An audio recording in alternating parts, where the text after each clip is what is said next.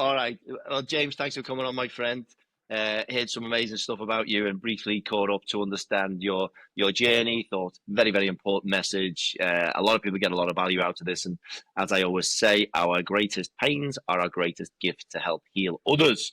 So let's get into it. Where did you grow up, and what was little James, and what's made the man you are today? Yeah, little me. Obviously, I'm from UK, although I live up in Sheffield at the minute. I was born in Maidstone in Kent, so obviously down south. Born into like rock solid family. Like mum and dad have been together for nearly 50 years, and I was privileged as a kid. That's pretty much an understatement. My dad's done really well for himself and ran a very successful security company and was able to be put us in an opportunity where my brother and I both went to private school, obviously, so we got the best education that we could have done, and kind of grew up with a lot of routine and structure, and kind of drummed into us to be the best versions of us that we can be. And obviously, that my parents put us in a position where we've got the best education, and we had the best things, and went on the best holidays. I think it wasn't until I started grammar school at 11 I kind of realised, I guess I'm probably older, a bit more world wise, of like, okay, not everyone goes away on holiday. Not everyone in my class had ever been on holiday. And it was just like, I used to go away like twice a year. And yeah, some people have never had a new car. And my mum and dad used to get new cars like every other year.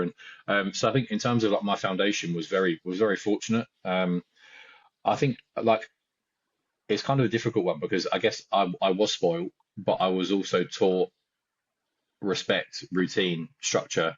That obviously I used to get pocket money, but it used to be that I'd have to get a sticker on the chart from Monday to Friday, or I wouldn't get any money. So it was like I had to do like walk the dog, empty the dishwasher, like put the table out, take like, and so it was just like things like that that you don't really think much of it. You think it's a ball ache as a kid, like I just want the money. I don't want to do any of the fucking work. I just want the money.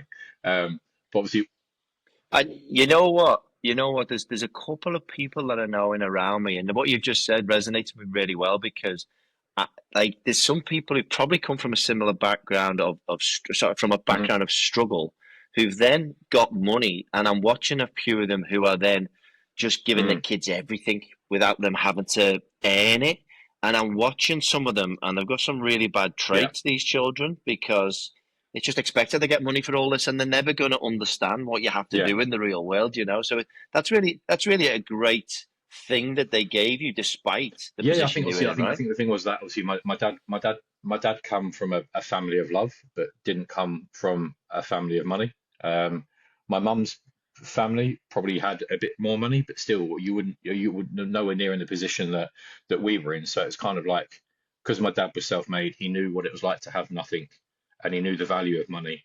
So it was almost like I'm going to give you everything to have you a better life, but I'm going to have to teach you the values for it. But don't get me wrong, obviously, when it comes to birthdays, Christmases, Easters, and all that stuff, like whatever I wanted, I got. But there was also this thing behind me, and obviously, I think the man that I am today is based on both my parents. But I would say I've tried to emulate my dad. I feel like I'm born in the wrong era. I think that's probably I would like to say that I'm very thoughtful and um, polite. I know I can be a dickhead sometimes, most of the time, but in terms of yeah, in Can't terms we of all? like chivalry, like holding the door, and I watched my dad do that growing up as a kid. So I think like he taught me in my head, I had the best upbringing that I could have ever wished for. I think in terms of never going without, but also learning some fundamental lessons that have held me in good stead growing up. Um, but yeah, obviously my background as a kid was predominantly around football. I started playing football when I was 4, again to emulate my dad. Well, My dad used to play. Obviously, at the time, my dad would have been in his 40s, so it would have been playing like vets football. And obviously, watching him, he was a goalkeeper, and seeing him like I think he played semi-pro in his day, so he was very very good. And it was like watching him play and pull off saves, and everyone like jumping on him, and it was like that camaraderie. It's like I want that. So obviously, my dad growing up, which I've spoke about this recently, like he was a weekend dad because of how hard he worked and he was doing 100-hour weeks. Obviously, like running his business. Like I didn't see him during the week, And I think he was able to master the blend of he wasn't there during the week, but on weekends I had his undivided attention. And for that, it's probably my biggest struggle now in terms of um, the balancing act of running my business while trying to be present with my family. And it's very much a learning curve. And I don't know how my dad did it so effortlessly. Like my dad is my idol, my role model. I don't think I could have asked for a better man growing up, but he just seemingly managed to just do everything perfectly, or just took everything in his stride in terms of yeah, getting up before me, going to getting home after I'd gone to bed. But then on weekends he'd take me to football. Sunday was always a time that we used to drive up to London to see his mum and my mum's mum. So we do the family trip. We'd have obviously lunch out. So it was always weekends were just always family time, and it kind of negated the fact that he wasn't there during the week. So Right, that is massive. And did yours felt he was kind of present with you as well? yeah, Sounds like as you're describing there, because when you are really busy and the stuff that you'll be experiencing, even when you have time with people, sometimes no, you're not as present because you're thinking about all yeah. of those things. And he managed to Yeah, do that yeah, really well, did he? it seemingly did. Like I don't remember ever a time. Again, well, it was a long time ago now, but obviously there are always things that you kind of that stays in your subconscious. I never knew of all the seminal moments in my life as a kid. My dad was always there. So in terms of like, and for that, again, hearing stories from my friends and obviously guys that I worked with, it kind of just go like you just take stock of where you're at and go like, fuck me, like I had it easy. I had it very, very, very, very well. Yeah, and again, obviously that's the everything's a learning curve, and obviously with me at the minute, it's obviously I'm focusing my business for a year's time, 2 years time, 3 years time. Whereas obviously, and because of that, I'm focusing on the future. I sometimes I'm not present, and I think like you said, there's like money worries, work worries. So then when I am present with my partner and a son, it's like I'm not really because I've already got things in my head and like I can be yeah just not present, like thinking about things, not fully immersive in that experience. Obviously, it's just one of them things that I have to. Nothing's easy, and everything is it's a learning curve, and obviously it's just about implementing a bit more structure in my life, and trying to yeah kind of cherry pick things that my dad's done and try and implement that into my life at present. So yeah, Yeah, yeah. Look, that's a common thing for men, isn't it? Especially if you're kind of feeling mm, that provider, and you're trying to earn your way, and we all have those sometimes. There's financial worries, business problems over there, a relationship over there, and you try to yeah, keep it together, and you mm, try to be, very, stoic, and you're cracking on, but underneath the fucking the yeah, machine's running, right? And so sometimes when you're trying to be present, behind your eyes you're thinking about these things, and you don't want to give that to anybody else. You don't want yeah, anybody else to feel yeah, yeah, those things. You want to do that. You This is me, I've got this, I'll yeah, take this shit. And I think that's what a lot of men do, and sometimes that can affect a lot of men, 100%, right? 100%. And I think again, I guess there's a little bit of like in that respect when it comes to work and prioritizing and organizing, I need to practice what I preach because I'm sure if my guys were coming to me, I would obviously say about taking stock and having balance. The caveat that I can put to that is that my partner now, I've never been with anyone as so supportive. And obviously we've had chats recently about like I want to be what my dad's been, and it's not about emulating my dad and living a life that my dad has lived, but to be able to provide the life that my dad did for me and my mum and my brother. And obviously that's where I've never had that before in any type of relationship where, like you said, I want to be the provider. And obviously I'm looking at like if my partner, I want to be in a position where I go, if you don't want to work, you don't have to. If you do want to and do your own thing, fucking brilliant, love it. Do what you need to do, keep yourself busy, like earn your bit, put your mark on the world. But I think the thing with that is, and obviously this is whereby the communication has been there with my partner where it hasn't been with people in the past, that she's not bothered about that. She wants to do it together.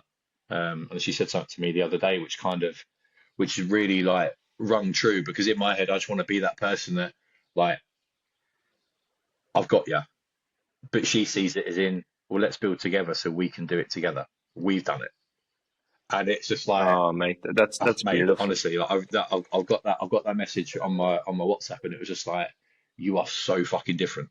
You are so different. I was like, just, yeah, and obviously, again, it's just it's nice. It's nice that she has that outlook, because, again, not that it's a woman thing, but I'm sure there are countless people that you've had in your life that don't don't see that relationships like that, friendships, relationships. It's never like a fair exchange. It's always like more emphasis on you. You do this, you do that. I'll do my thing, but you do more. It seems like we are we complement each other, and I think in my head I kind of need to take, weirdly, a bit of a step back when it comes to everything I'm trying to focus on for long term.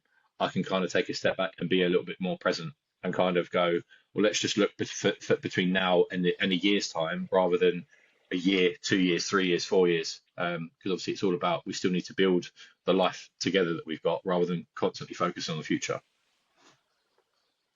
No, that's beautiful, and I think what you're talking about there is it's kind of trying to be more in flow, and when you start getting in that more panic, I Mm. need to do these things. You kind of Yeah, can force things, and I believe when you start forcing, the universe kind of throws like little fucking defense mechanisms in front of you, and it's like, yeah, relax.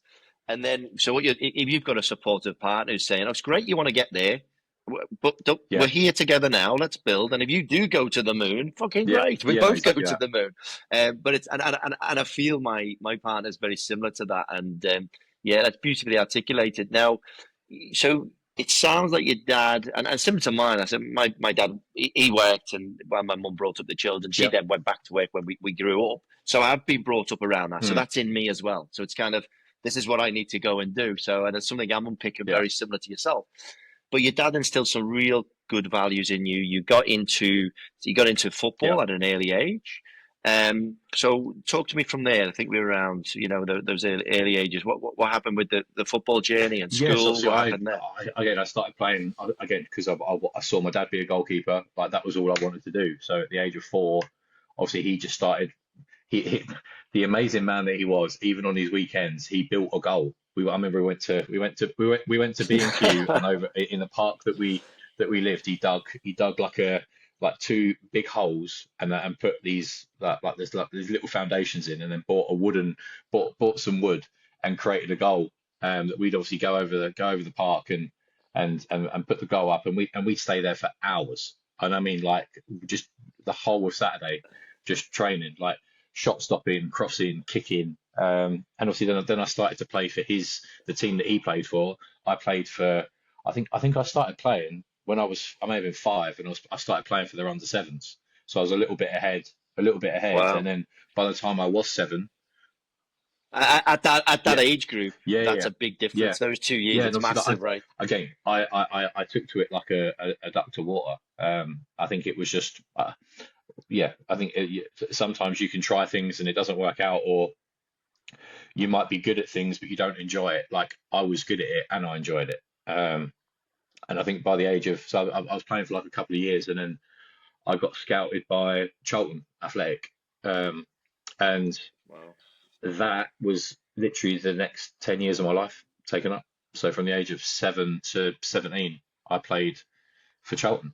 Um, just obviously living down in Kent, it was about hour and a half, well, 3 hour round trip that we used to do 3 times a week during the week, and then on the weekend there'd be match day. So it'd be four days a week. They travel. My parents would travel up to London with me. Obviously during the week my mum would take me, and like, the cool thing was, it was always a bit of a flex as a kid that I had an arrangement with school that I could leave school early to get up to London in time to go and train. So it was obviously because I was the only kid that was outside of London. Yeah, the like Charlton had spoke to my school, and oh yeah, I managed to leave school. It's like Monday. Yeah, the Uh, lads and the people in school would have been very I very was jealous of you, I get, mate. yeah, it's like the American version of, like, the jock. That's what I was. I was like captain of Yeah, the yeah. football team, cricket team, like rugby team, Obviously because I was the football guy, which obviously yeah, kind of I guess as a kid I was the sporty popular one, which was yeah, which is always nice to have, and nice to be. And yeah, it was just obviously just this the routine. I think that's what it was for me. It was just my routine of Monday, Wednesday, Thursday, day off on Friday, game on Saturday. And then obviously on Saturdays we'd have to travel up to Charlton's training ground, and then we'd get on the bus and travel the country. We'd just go all over, obviously playing the games wherever we were, obviously whether it was in the league or in the cup. And yeah, that was it. Obviously, just you at the end of every season, your contract would either be renewed or stopped. And um, at 13, I was made captain of the team, and I got to train at Bisham Abbey, which was England's training facility at the time, and obviously playing on the pitch next to like David Beckham, Michael Owen, Alan Shearer, and it was just like Wow. constantly having smoke blown up your ass. This will be you. This will be you. This will be you. And obviously, you don't know no different as a kid. You don't have that uh, real life, like I don't know, like maturity to go. It might not happen because at a kid you don't have that perspective on things. You just I'm gonna be, yeah, you'll be there. Like, all right, you believe it then. And it's not so much like you weren't arrogant or cocky. You just believed what everyone was telling you because there's no reason not to. Well, mate, well, we're programmed by our surroundings, aren't we? We're literally, I always say, we're like a series of codes, about what Yeah, code comes into us. And if you're surrounded by that every day and you eat, mm, sleeping, and breathing it, no, why wouldn't you think that? Because that's all you, sounds yeah, like and that's all obviously, you I guess know. not in a bad way, not in a negative way, but I was conditioned and brainwashed in a way. I guess if you kept someone in a dark room and you told them that if you leave this room, the world will fucking end, if they don't know no different, they'll believe you. Like it's just obviously it's a bit of a random example, but obviously like if you're constantly No, told that I you're good get it. enough, you've got no way of fact checking it, you just go with it. And obviously yeah, so that's what I continued up literally up until I was 17 before signing a professional contract. And then I remember the day whenever I think about it, but obviously it takes you back to that. We'd finished training session and we were in like the reception of the training uh, academy, and we're just being called one by one into the room to basically sign the contract. Um, First few people went in, obviously came out, and obviously they'd been given a contract, and then I got called, and it was like we love you, we think you're great, but it's a no from us, because like we Fuck. don't think that you're tall enough. That was the take home message. Like you're really good, but you're not tall enough. Obviously at 16, 17, I was about 5'7". Bearing in mind now I'm 6'4", which was yeah, Wow. which Same, obviously was a same. bit was a bit of a gutting thing, but there are reasons. Yeah, That's reasons crazy. obviously later. Well, were revealed at 35 as to why I didn't grow, and why I was a late developer. But obviously at the time I can't even remember like the mindset I was in. It was almost like when as you ever had it when you wake up in the middle of the night and you almost hear your ears ringing and you can't really it's just like I don't know whether it's just like ambient noise. You can't make out what's being said. You can just hear like a like that. That's kind of what I was like walking out of that room because I had my mum and my nan and granddad there, and it was just like walking back to the table, like shaking my head. And the one thing they said to me in the room was like, "Thank you for your time. Go back to what you know." And I remember like I didn't obviously didn't say it, but I remember thinking like, this is all I know. Like my whole identity as a kid, my whole identity at school, my whole identity outside of school and outside of football, my whole life was football. So to be told that I wasn't good enough and to go back to what I knew, I did not know no different. Um, and I think that was obviously like I lost my granddad at the age of 11. Um, and I think obviously that was the first death that I'd ever experienced. And I didn't feel rejected, and I didn't feel like failure, because obviously it was a death that was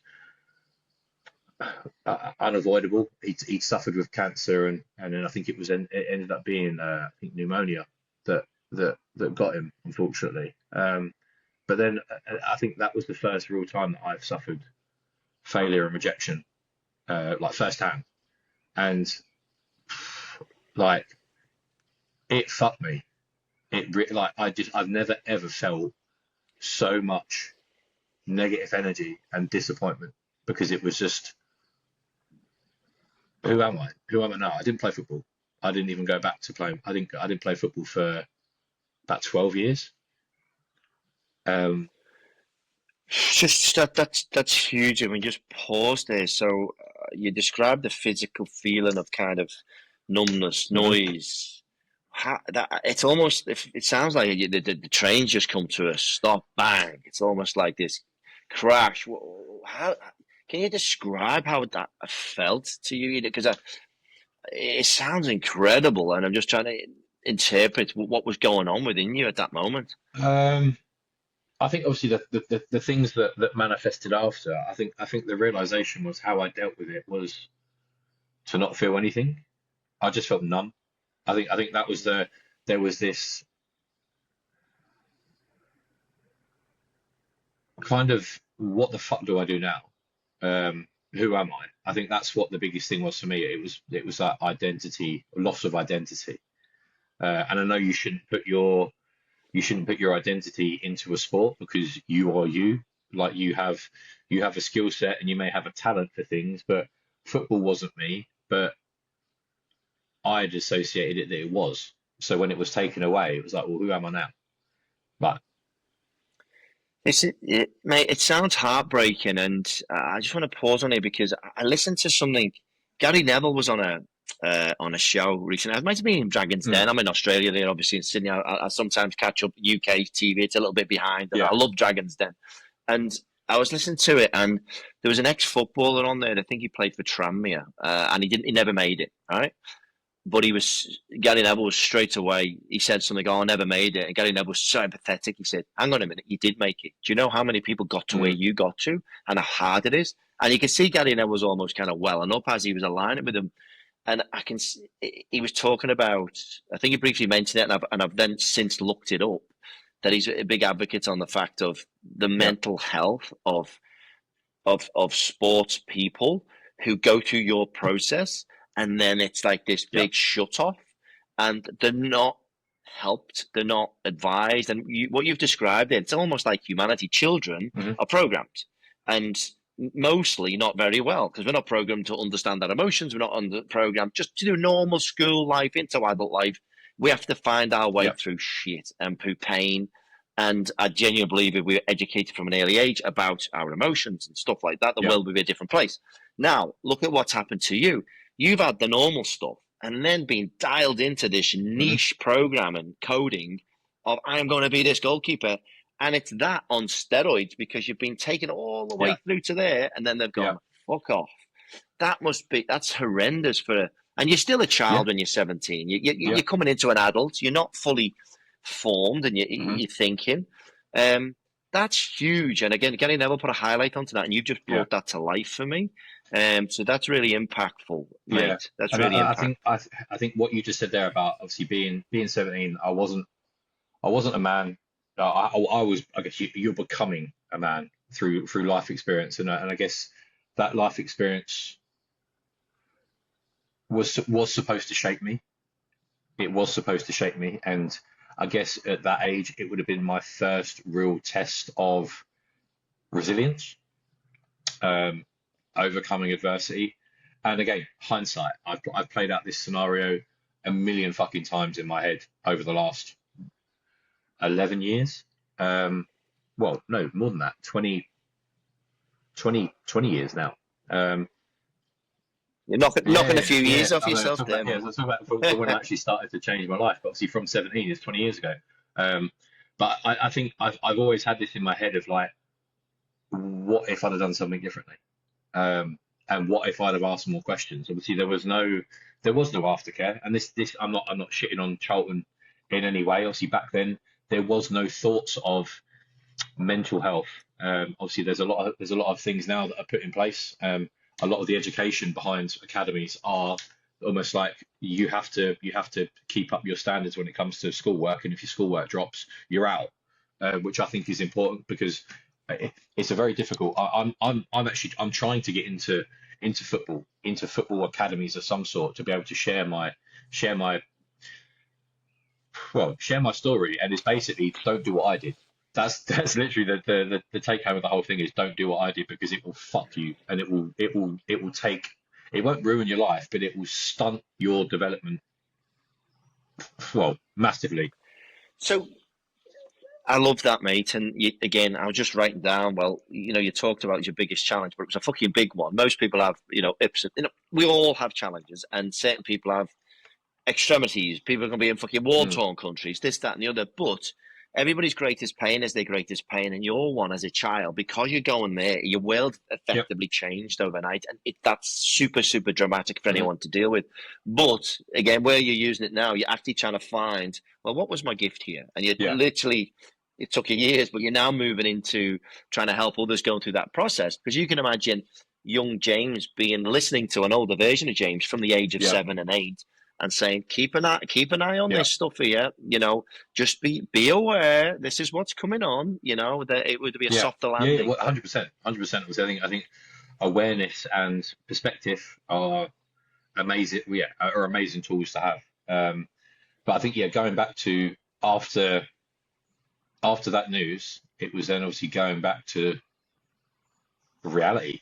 I think that's what it was. And within the space of well, to simplify it a little bit, within the space of 18 months, I went from not being a footballer anymore, um, putting on weight. I put on a bit of weight because obviously I stopped playing football. I was incredibly active, and to go from a complete inactivity to carrying on eating what I was eating before, not playing football, not exercising. I was never academic at school, despite the fact I went to a grammar school. I always said like you've got to be in the top 10% to go to grammar school, but I was definitely in the bottom of that 10%. Like my friends used to find work and school so fucking easy, and I was just like, how? Like how? Obviously got through my GCSEs and I was doing my first year of A levels, and obviously this football happened, and then I kind of, I guess the reality was I gave up.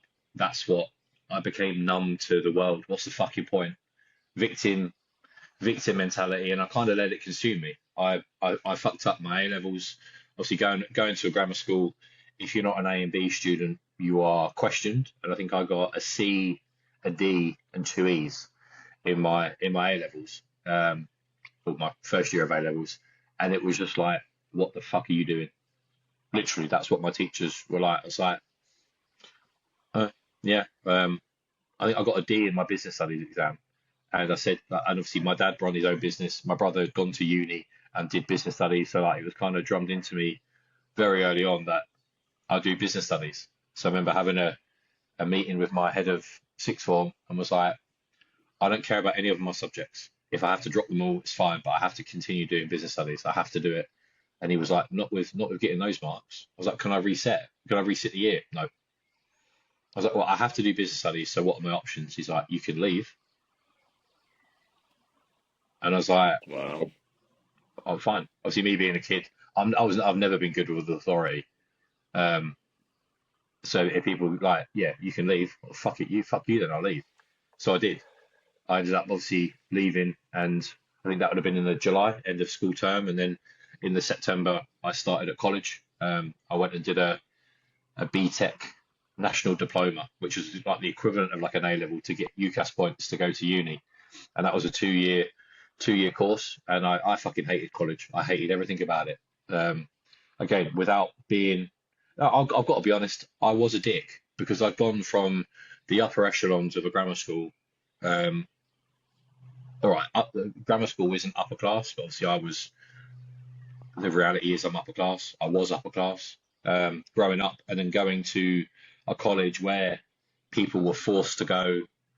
Um, just the lack of effort from other people really pissed me off. Like people like smoking in class, chatting in class, and it's like I was the nerd, I was the geek, because I used to be like, will you shut the fuck up? Like, I actually want to be, I don't want to Yeah. be here any more than you, but I need to get these fucking points to go to uni. Like, if Yeah. you don't want to be here, just don't fucking turn up. Just don't interrupt me. And it was just like, well, fucking dick. Like, and I get it, because I'd have probably been that person being at the grammar school, be like, oh, geek, right? I was, and so it was just like Yeah. Yeah. I needed to spend 2 years there and grind it out. I didn't want to be there. Obviously, it was the upheaval of moving away from my friends, which was another big thing for me. Obviously, so all my friends that I've known for like 7 years, like I spent almost every school day with, and obviously after schools, and like just yeah, my own set of friends, having to walk away from them again, failure, rejection, like a big upheaval within the space of 6 months of being let go from Charlton. I've then had to leave school, um, and then so I started college in the September. Around that time as well, my mum's mum had sold a house in Peckham in London to come and live with us. So we were having an extension built on the side of a house for her to live in. She, I think, crime was getting horrendous in Peckham. She didn't feel safe, and it was just like, well, we can have a, you could sell your house, obviously, and you can put the money into having a separate annex for you to live in. You've got your own space, but you're with us. So she come and lived with us in the September, and then that Christmas she complained about a pain in her stomach. And you probably can see where this is going. So in the new year, my mum took her to the hospital. Oh, they took her to the doctors. Doctors examined her, didn't like what they had found, sent her to the hospital. And then the day that she went to the hospital, my mum's like blowing up my phone when I'm at college. So I remember saying to the teacher, can I take the call? It must be serious if my mum's constantly ringing back. And I was like, Mum, what's up? And no other words was, she's got cancer. And it was just like, I'm on my way. And then once he went to the hospital, and it was inoperable, obviously, but it was in a stomach, it was in a kidney, it was in a liver, um, and they basically said, in layman's terms, you're fucked. Obviously, they had nothing they could do, so they were sorting out palliative care. We had like Macmillan nurses, and I think the thing that was the final thing in my head that exploded was my nan holding my mum's hand in the hospital bed and me standing at the end of the bed, and my nan just, okay, stoic, holding mum's hand, saying, Kim, it's fine, I get to see John again.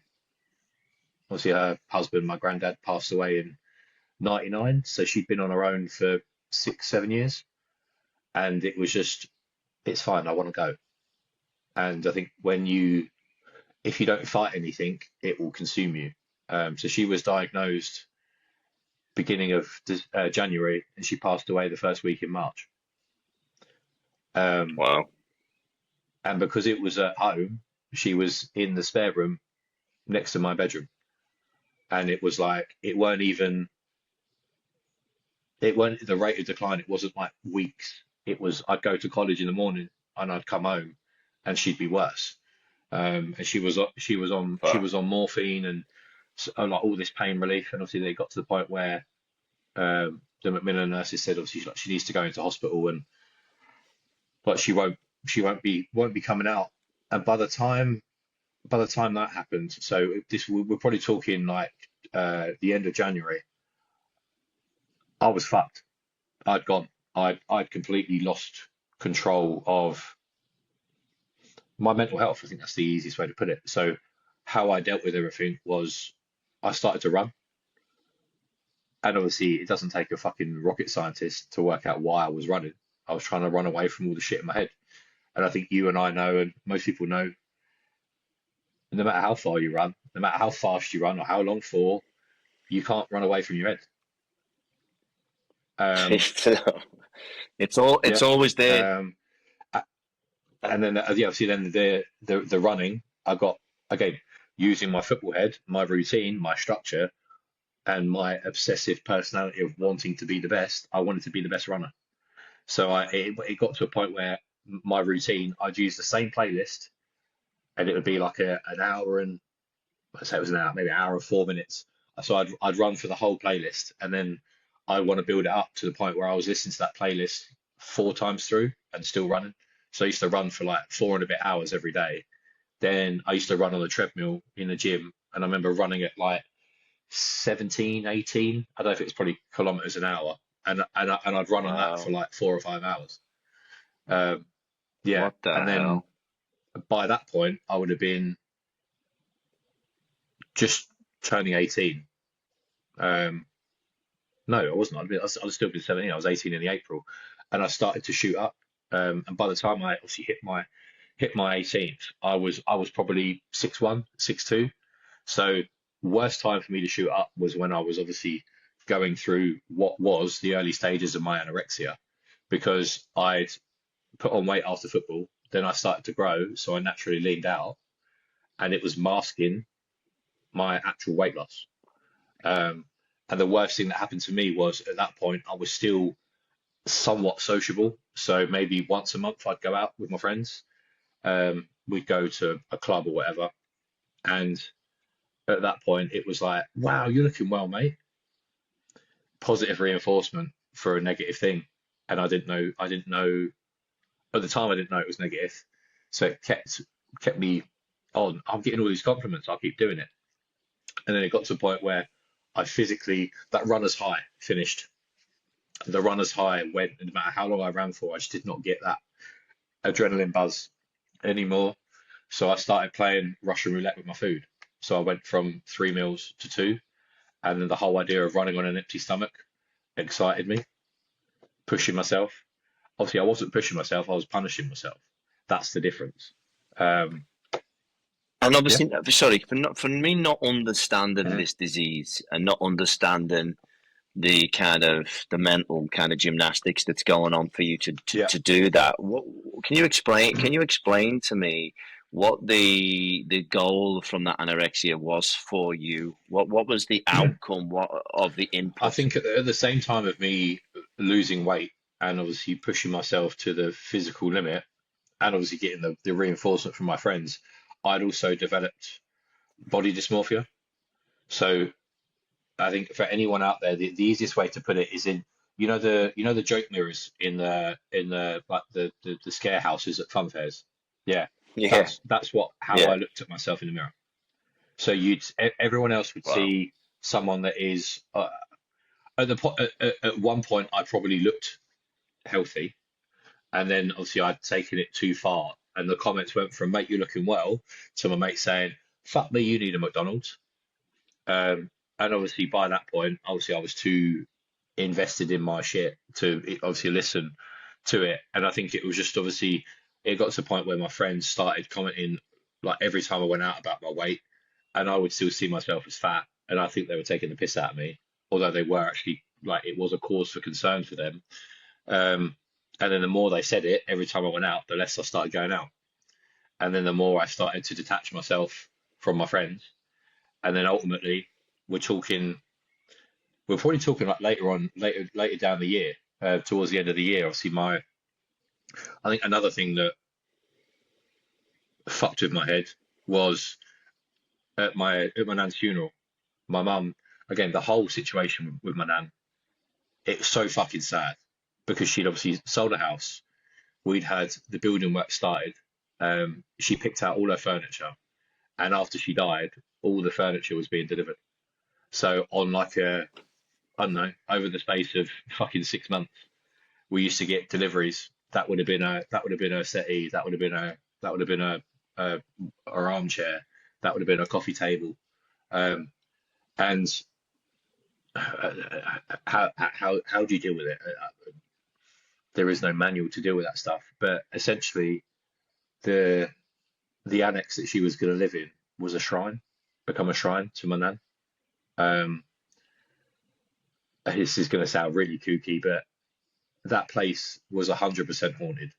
I never even believed in ghosts or spirits prior to that. That kind of changed my perspective on things because there was my mum and I both saw the lady in black, that you'd see a lady going into, You've just yeah, sent shivers down my yeah. spine there, mate. Honestly, like there was no maliciousness. Well, we think it was my nan, and it even had her smell, her perfume, um, in the in the annex. When you if you'd ever go in, my mum would use it to do washing and use it to like store clothes and whatnot. And you'd go in and you just get this waft of my nan. Um, like the dogs would watch at the bottom of the stairs. They'd watch. Their eyes would go from left to right as if they're watching someone walk along the landing. Um, and I guess yeah, whether she was there to protect us, obviously, bit of a random, ra yeah, I know. Well, segue. just on that, did it scare you, No, no, no. or I was think it no? there Was was it? one occasion that was that when Mum and I we couldn't explain it. I think my dad was working. My brother had come back from uni, and I think he'd been on the piss, and we'd ordered a Chinese. And I think before the Chinese arrived, and my brother even got back, we heard that obviously my dad being security minded, we had like sensors outside. So if anyone at night time, if anyone tripped the sensor, the light Yeah. would come on. I think the light came on and out the front, obviously where the cars are parked, and then the front door was locked. But then my mum and I were sitting in the kitchen with the kitchen door shut, and the kitchen handle was going up and down. That was like that was scary. But apart from that, obviously, even seeing the in the your peripheral vision of this woman in black, it was never really like a. It's not like you shit yourself. It was never like a.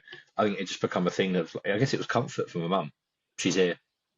I Um, was gonna say, yeah, but I think yeah, obviously yeah. at a funeral, I remember like my mum was rightfully inconsolable, and I remember hugging her, and she hugged me, and she pulled me away, and she said like James, I've got no parents, and it was again like, what can you say to your mum to make that any better? Um, No. and obviously, she was hurting, and I didn't know how to make it right, and I think I put all this seemingly I put all this pressure on me, and I think in the space of 18 months I wasn't good enough to stay at Charlton. I wasn't clever enough to stay at school. I was doing college to go to uni. Um, I wasn't good enough to save my nan, and then I wasn't good enough to say anything to to my mum to make it right. I'd kind of taken wrongfully. Yeah. Taking it all on. And then the Yeah. worst thing I did throughout this all was completely shut off from everyone. Didn't talk to anyone.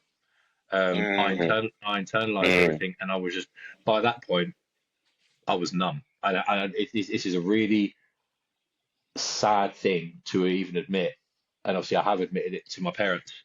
Like my biggest fear in life was obviously my that my parents split up because it was always like shit who'd you side with.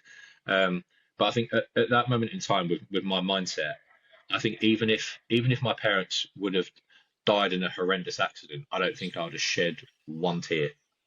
I was completely dead inside. Like wasn't happy, wasn't sad, wasn't upset, wasn't angry. I just did not care. I completely like just Wow. stone faced about everything. And again, I didn't know. I didn't know. I never challenged myself with it. I don't really realize what it was at the time. I just thought this has become the new me. Um, Defense mechanism, right? yeah, Your system's shutting down to yeah. protect yourself. Um, and then I think not long after my nan's funeral, I think it may have been just over a year. So maybe at the start of the next year, that's when my parents took me to the doctors, because the weight loss was, well, I think Stevie Wonder could have seen it.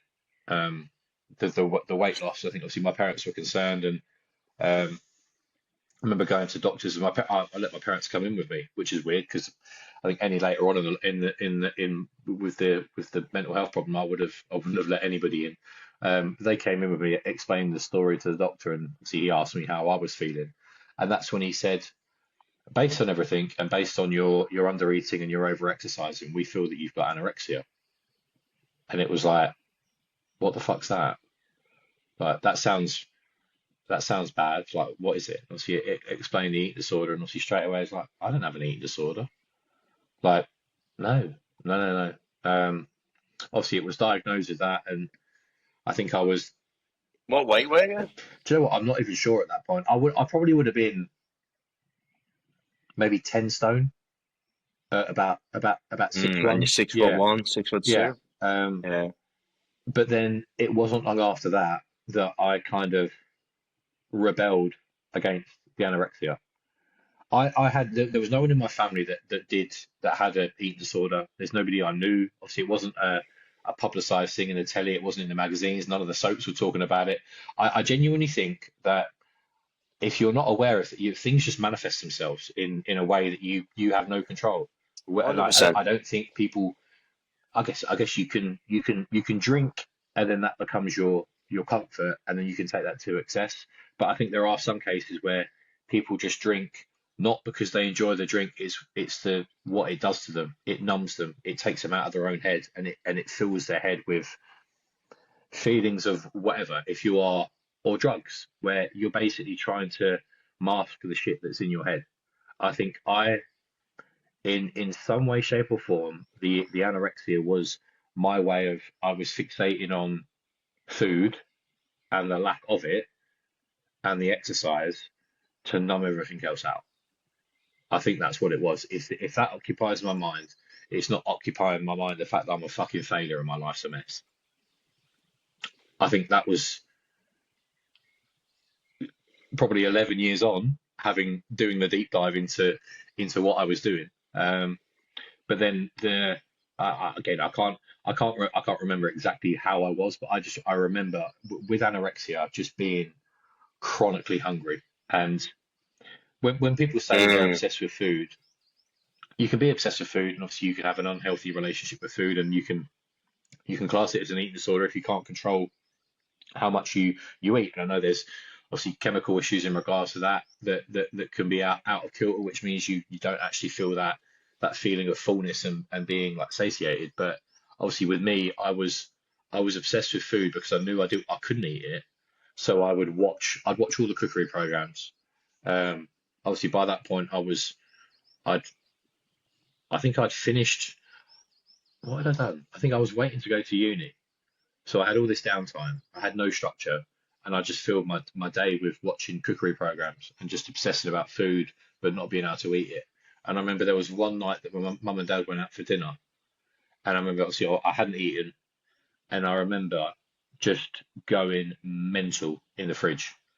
I ate almost everything in the fridge, and then it was like this feeling of you fucking failure. You can't even stick to having anorexia.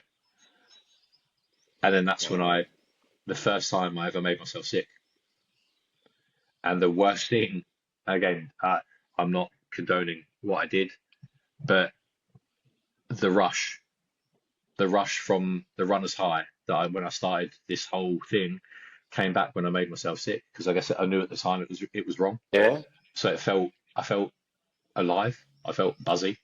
Um, I guess no different. And this is where I will kneel on my fucking sword by this. Anorexia is a very divisive eating disorder and mental health problem. My bulimia, to me, it's on par with anyone that's addicted to drugs or drink. I Wow. don't think it's given the severity or credence it deserves because I think when you become obsessed with food, and it's like if you're a drug addict or an alcoholic, you can in theory go teetotal. If you have a problem with your food, you can't go teetotal with food because you'll die. You have to somehow have a reconnection or re-establish a relationship with food that is on your terms, that is manageable. Because if you don't, you'll die. If you go cold turkey, you'll die. It's a very like it's very it's That's a that's really interesting. Obviously, I've not delved a lot into this space, but what you've just described, the little I know, I've never thought of it like that because it almost sounds like it might be harder. because you have to do it. It's like me. I Mm. used to smoke when I Yep. drank, and then all of a sudden I got to the point where I came back from a holiday in Bali. I was super sick, and I smoked a ciggy, and I was really sick, and I was like, "What the fuck am I doing?" I was this switch. I said, Mm. "That's it, never again." So I just fucked them off, and they were gone. But if I had to still dabble with them, Yeah. you know what I mean? It's like that's a more detailed, like complex kind of problem. I understand what you're Yeah. saying. And I That think, makes and sense. obviously this is whereby like anyone that thought the anorexia was bad, like fucking hell, my life plummeted when I started making myself sick. Because again, the routine and structure that I had from football, and I guess from the age of 7 to 17, all I knew was if I'm doing something, I'm all in. I'm all in or I'm all out. And that was my life until I sorted my head out. So when I had anorexia, I wanted to be the best person that had anorexia. When I had bulimia, I wanted to be the best person, and I lived and breathed my bulimia. And that's when, if my health wasn't already fucked, my health plummeted with the eat disorder. So we're talking um, 8.5 years with bulimia, about 18 months of anorexia, Eight and a eight and a half half years. years. Obviously, but it's about 10. It was 10 years in total that I had my eating disorder. Sorry, the eating disorder. Shouldn't say my. Shouldn't give it identity. Shouldn't give it attachment. But yeah, I had the anorexia for 18 months, and then the bulimia for 8.5 years. Um, Fuck and me. so it would have been from 17 to 19 and a bit that I had anorexia. And then from say 20 to 27, I had bulimia. Um, and at 21, that's when I was at my worst, when I was 5.5 stone. So Five and a yeah, so half within stone. That sounds like yeah, close to oh, death. it was obviously I nearly died on 2 occasions. Um, Obviously I'd somehow managed to lose half my body weight in less than 2 years. And I think the realization was with that was, I guess, with the anorexia, I wasn't eating enough, but I was eating maximum 1 meal a day. And I remember what I used to have. I used to have like 50 grams of, it was like rigatoni, but the really big pasta shells, and then like I think 75 grams of broccoli that was cut up into the tiniest little bits, and then one tuna steak. I had that every night for the 18 months that I had anorexia, and that was the only thing that I allowed myself to eat. Bearing in mind, I was running 4 or 5 hours a day, so in terms of the calorie expenditure, I don't even know how many calories I was burning, but you're probably talking thousands, 4 or 5 thousand calories running that amount, and then I'm probably having a meal that's less than 500. Um, It's but incredible. I guess the flip side was at least I was having something. I was drinking. I was keeping fluids in. Um, the bulimia was fucking horrendous because I wouldn't know when to stop making myself sick. Because in my head, the way in which it happened was the anorexia, I'd only eat foods that I deemed clean. Pasta was good, broccoli was good, tuna's healthy, so we'll have that. That's it. That's all I'm having. And obviously, all the foods that I'd watch on the cookery programs that I demonized as bad, those are the foods that I used to binge on. So I'd wake up in the morning and I'd be like, oh, I'm in a savory mood today. So I would go. This is how fucking dark my life was for 8.5 years. I'd wake up in the morning. Obviously, I wouldn't eat. I basically had anorexia during the day and then bulimia at night. Um, I'd go out in the supermarket. I'd buy all the food that I was going to binge on, and we worked it out for 8.5 years.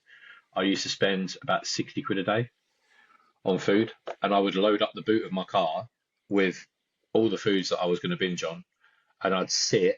Obviously, I'd come back home. I'd leave my boot unlocked, and I'd leave it right outside my living room window.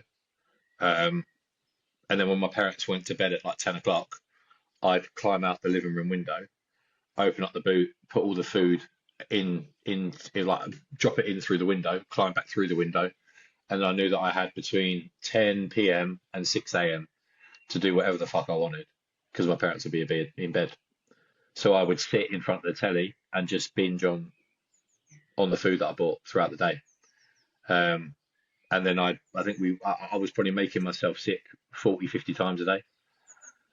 But What the 40 or yeah, 50 because obviously times like a day? So would you literally eat, be sick, yeah, eat, be sick? yeah. It used to be like the weird thing was it was like I would eat and eat and eat until I had basically like my stomach was distended. Um, like I was so full that I could barely get off the sofa to get to the toilet. Um, and it was like when I was eating the food, there was this comfort of the food. It kind of gave me love. It gave me joy. It gave me happiness. But then in an instant, shame. And then it was like obviously the shame part of it was fuck. I need to get this out of me now. Like I've had my crumb of comfort, and now I need to get it out of me. And then but then I'd repeat that cycle, what 40 times a night. Um, and then Fuck. obviously I'd make myself sick. I'd make myself sick. When I ate all the food, I'd put all the wrappers back in my car, and then I would constantly drink water, and then continually make myself sick until there was nothing left. But what I didn't realize I was doing that it wasn't just the food that I was then bringing up. It was all my minerals, nutrients, um, and obviously I don't want to make it too graphic, but like like when you're I guess it's if you've got when you're like retching, when you feel like you're going to be sick but nothing's coming up, but then it's like the yellow bile. That's where I would kind of okay, I've got nothing left in me now. This is just acid. Um, Fuck me. Mate, it really, really enlightening because I've never spoke to anybody at mm, this depth about this illness. And, I hate being fucking mm, sick anyway. Once, if I'm like sick, I hate the feeling. So I'm lying on yeah. the tiles, all that type of stuff, even if I want to make hmm myself sick. How did you deal with that aspect of the actual being sick? Was there a sick enjoyment of it, like, or what? I think it's just part of the process. Obviously, I used to have to put my fingers down my throat. But then I got so good at it that I didn't even need to do that anymore. I could literally just like almost become just like stand over a toilet and do it without even, yeah. Obviously, it's Yeah. just training, isn't it? It's just I did the reps in a really fucked up way. You Fuck. train your body and you condition your body to do what it needs to do. Um, and obviously, the downside of that was obviously a million things. I got myself into throughout the whole 8.5 years. Well, I got myself into about 50 grand's worth of debt.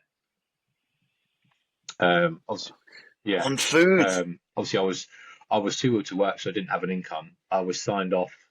I don't even know what it was back then. It wasn't employment support, but that's probably the disability allowance. I guess it was probably that. Um, so I used to get given like I don't know 100 quid a week. And obviously that was nowhere near enough to fund my habit because that's what it was. The reality was it was a habit. I was feeding my addiction. So I used to use, do you remember Wonga, the payday loans? Yeah, Yeah. yeah, they, Yes. Fucking a yeah. shark So they company. were. I think I was their best customer. Um, and then Fuck because I was me. still at uni. What happens at uni at the start of every year? All the banks come to your student union freshers week. Sign up with Yeah. us, student loan, 1,500 quid overdraft. So I'd sign up with like three banks. So there we go. There's like money there straight away. So I'd have like 4.5 grand to play with. Um, Obviously when my nan died, she left my brother and I 10 grand each. My brother used that to put towards a deposit for a house that he bought in Sheffield, and I used it to put my head down the toilet. Um, so yeah, Fuck. it was obviously yeah, I think the reality was at the but and again I took credit cards out. I had 3 or 4 credit cards that obviously I maxed out, and um, the worst thing, the worst I think to me it's the worst thing I've ever done was there are not many things in this life, and I guess in reality I can't regret it because it's my journey. But the worst thing I ever did was steal off mum and dad, the people that have given me the life that well, they've given me the upbringing that any kid would dream of, and obviously I was fucking it up, and I guess they say it like we know it wasn't you, but it was still me. I was just wasn't really conscious. I stole cash out of my dad's bedside table because I knew where he kept it. Um, and then that in itself, when they confronted me about that, like the look of disappointment in their eyes. My mum and dad took kind of good cop, bad cop approach to things. Obviously, my dad was like, whatever help you need, we'll give it to you. He was looking at remortgaging the house and sending me to the Priory, which obviously, yeah, for anyone who doesn't know, it's obviously it's one of them like celebrity rehab places. My mum, on the other hand, which I think I needed, you couldn't have two people enabling my behaviour, but my mum was like, I love you because you're my son, but I hate who you've become, and only you can change. You can pull the wool over your dad's eyes, but you can't over me. Um, and so, yeah, I think it got to the point where I was passing out at home if I got up in the middle of the night to go to the toilet. When I eventually did go to bed, if I got up out of bed too quick, just straight away pass out. And there were times where I'd sit on the toilet. It's like you contemplate life when you're sitting on the toilet. Um, if I got up too quick, I'd wake up. I don't know how long I was there, but I'd wake up in not a fetal position, but I'd be laying on the floor, not knowing where I was, how long I'd been there, just laying naked in the bathroom. Um, and then I think the straw that broke the camel's back was I passed out in front of my parents in the kitchen and hit my head on the on like the tiled floor, and then woke up in hospital. And then that's when I think my control was then taken away from me. I was on I think I had phosphate in one arm, potassium in the other. Um, they'd weighed me, and that's when I was 5.5 stone. Um, at Oh, six foot shit. four, obviously I was obviously carried on growing. And I was given two options. I was either going to be sectioned under the Mental Health Act, or I was going to voluntarily go into an eating disorder unit. Bearing in mind, my mum and dad, I think the doctors that we had been under had said there was a 5-year waiting list for the eating disorder unit, and I basically got given a fast track entry into that.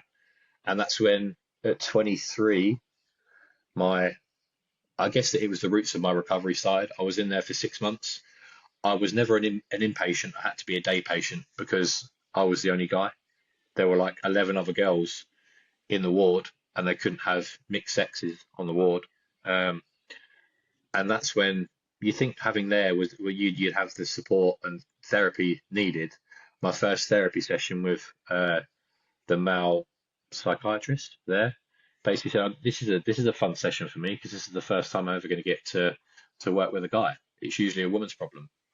Oh my God. So you can tell what happened to me that night. As soon as I got home, I was basically seven Jeez. seven in the morning till 7 at night. That's how long I had to be in that unit for. And then he kind of opened up my eyes to it, and I was just like, actually, he's right. I've never known another guy to have this. All the meetings that I used to go to, and obviously the doctor sessions, it was all women. Um, so then that brought this whole thing. Well, what the fuck's wrong with me? Um, and that kind of opened up another another fucking I don't know, like self-conscious shit. However, obviously after that 6 months, I think the rose tinted glasses came off, and I did see myself for how I was. I realised that I had a problem. There was no disguising it anymore. I think some of my parents thought that I had cancer. That's the sad reality of like how ill I Wow. looked. Again, I think I was barely on the scale with the BMI. I think I was about 4 or 5 was my rating on BMI, and I think anything under I think 12 was underweight. Um, so yeah, I think, but obviously you know the difference of knowing that you have a problem, admitting that you have a problem, and then doing something about it. That was Yeah. they're completely different things. However, for the for the first time 100%. in five years, I knew I had a problem. So that was like a big step. admitting it was Yeah. a step, but then it still took another 5 years to break it. Um, but obviously in that 5 years, I worked with uh, hypnotists again because there wasn't really conventional treatment back then. So my dad was just chucking resources at me left, right, and centre. And Yeah. I remember yeah, Throwing see shit at what the wall, sticks, as they yeah. say. And then I worked with a sports psychologist who worked with a football club and the England cricket team at the time, and he was different to anyone that I'd ever worked with or worked with before. He was very much focusing on the future rather than the past. Obviously, the therapists in the eating disorder unit were convinced that I'd been sexually abused as a kid and were trying to open up that kind of like, was there anyone in your family? Was there an uncle? And it was like, no. Well, let's just sit and think about this. It's like, again, I'm I was the only bloke. It's almost like they were trying to use what they use with women because I'm guessing the triggers for women are probably more aligned to sexual abuse. Um, but obviously they were kind of trying to like hit me with that stick, and obviously they lost me straight away because the moment you start talking about my family in a derogatory way, when my the issue isn't my family, the issue is me. Like my parents are fucking amazing, and the fact that you're questioning me about that kind of stuff, fuck off. You've lost me.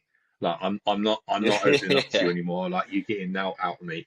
But obviously the sports Yeah. psychologist that I work with was very much different. It was like, okay, you're James with the eating disorder now.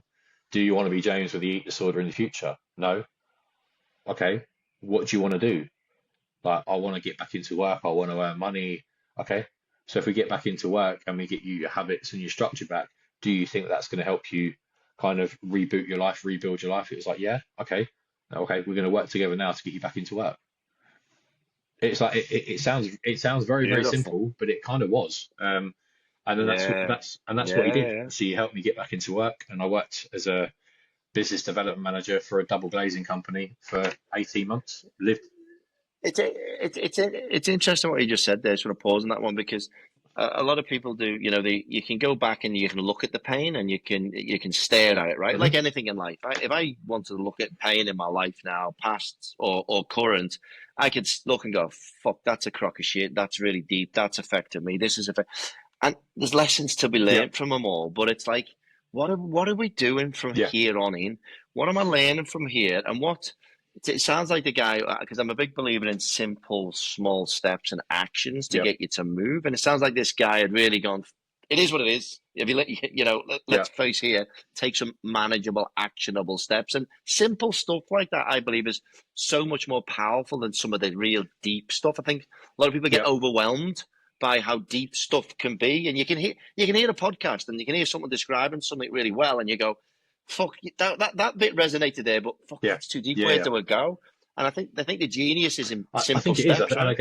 again, men and women are wired differently. I get that, and but I think it's very much like it's what I've said to. So again, using the same kind of outlook that this guy used on me because it worked for me, so it's more likely to work with other people.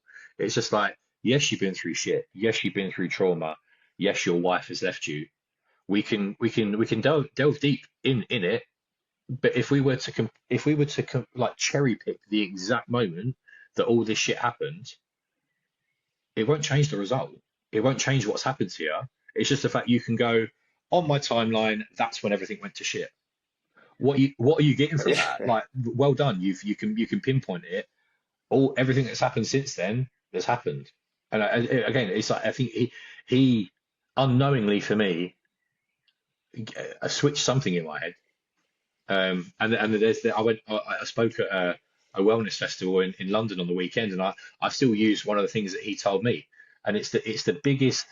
I think it's been one of the biggest skills that I've learned, or the biggest thing. The takeaways of my time working with him was like, whoever you are and whatever you want to be in life, is what you're about to do going to get you closer to that goal or push you further away?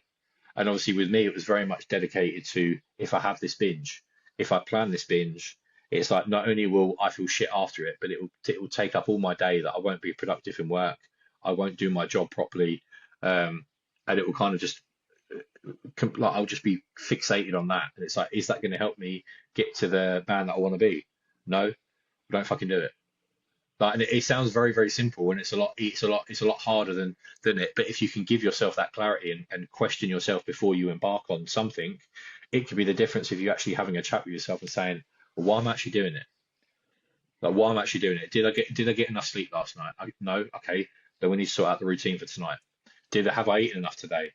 Probably not. All right, so I need to make sure that my eating's sorted. Because if you've got if you've got all your ducks in a row, you're not going to have this, like, whether it's a dip in your energy where negative thoughts creep in, or is the fact that I haven't structured my day well enough. And you've identified, obviously for me, I identified that boredom was my trigger. If I had fuck all to do, and I couldn't at the time, I think even up until my late 20s, I realized that I couldn't be on my own, and I'd have to be busy. Um, and obviously I went all in with work. That's obviously what I did.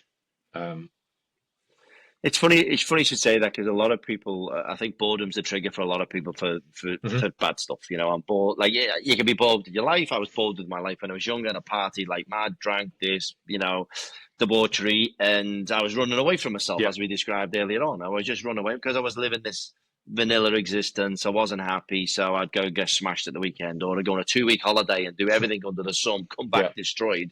And I thought this was how I was going to live life in that 2 weeks. The other 50 weeks, I was kind of just doing mm, work and bored. So it's interesting that that is a trigger. And you just said something to me there, and it resonates because I'm a big believer if you can see it, you can manage it in whichever form that is. And that's why what you probably do the same. The simplistic thing I'll say to anybody is look at your week. yeah, What does your week look like? How can can just look at it. And that simple thing most people don't do. And it's like they don't realize. I always say, watch it. What in your current circumstance now, you will have a perfect day. Not like if I'm a millionaire, not going on holiday. In your week right now, how you operate, where you live, how you work, you'll have a perfect day. And mine, for example, I like to get up early, 4 or 5 o'clock. I meditate. I go to the gym. I catch up with missus. I do a lot of work. I then go and have a game of mm, volleyball on the beach. I come back, do a yeah, bit more work, whatever. I miss a meal with my missus. It's a mm, fucking great day. Sometimes I don't do it. I miss the volleyball. Why haven't I done it? Because I haven't slotted in my fucking day or my weekend. I think, fuck. And a lot of it's in yeah, my control. So it's like, because I'm not saying, my world's got to be fucking, drinking, margaritas on the beach. I'm just saying, in my world, what does a fucking great day look like? And when you look at it, yeah, it's on you to control that, slot it in and hmm make it happen. And like, as your point, well, what are my triggers? And a lot of the time, it's fucking boredom. It's boredom, or I don't drink anymore, but if I used to drink, and then the next day I would then want to yeah, eat me chocolates and all that type of stuff, and I'd be sluggish, and then I wouldn't go to the gym properly, and that's standard stuff. But I really like what you said there, that just taking control and bringing some structure into life. It's like an absolute game yeah, changer. It's so simple. Manage your fucking calendar, yeah. manage your life, and it's the first place I always go to, even with Yeah, no, myself. so I think that's what it was. I think getting back into work was kind of that thing that kind of made me feel like a man again. Actually knowing that I was for 10 years I was just a drain.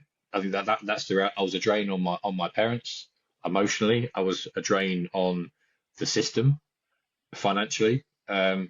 And I was a drain on myself. I think obviously it was only really my parents that were around me the whole time with the eat disorder because I'd shut myself off from everybody else. So I was the biggest strain on their marriage. Obviously that my and it was Fuck obviously yeah. had things have not changed. I think 100% my parents would have split up because my mum Wow. couldn't deal with the fact my dad was so calm about the situation. Because I think my mum would say that you're enabling him, you're not helping him. And then my dad would go, yeah, but if I took your approach, he'd fucking run away. At least he's here and we can see him and kind of not control him, but like observe him. Obviously, yeah, it's just it was a very, very, very, very dark time. And I think I got not only did I get my own life back, but I got my relationship back with my parents again.